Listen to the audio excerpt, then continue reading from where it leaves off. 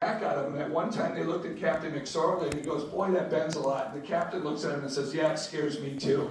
So he was very well aware of that for sure.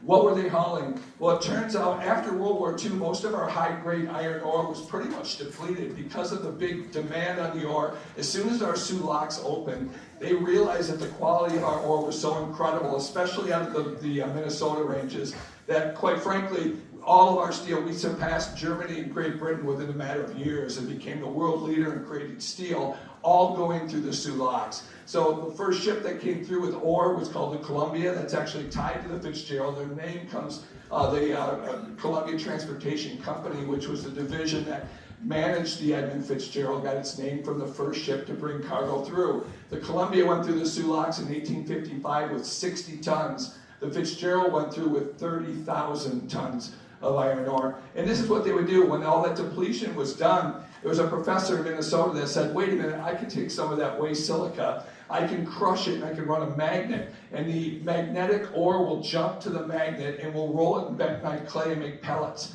So now they had an easy way to bake it, put it into a train car, bring it up on the trellis of the giant pocket docks, pour it into the ship, and then they could scoop it out when it got to Toledo, Cleveland, Detroit, and take that out. So the bentonite clay that they used to fuse the pellet together made a good flux to make steel as well. So all in one tiny package.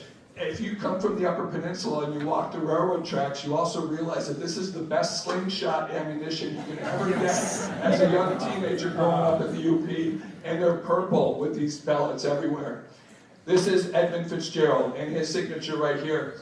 They actually, Northwest Mutual Life Insurance insured more people on the Titanic than any other company. They lost, well, it wasn't really a loss because it's part of their job to pay out on these policies when you sadly pass away.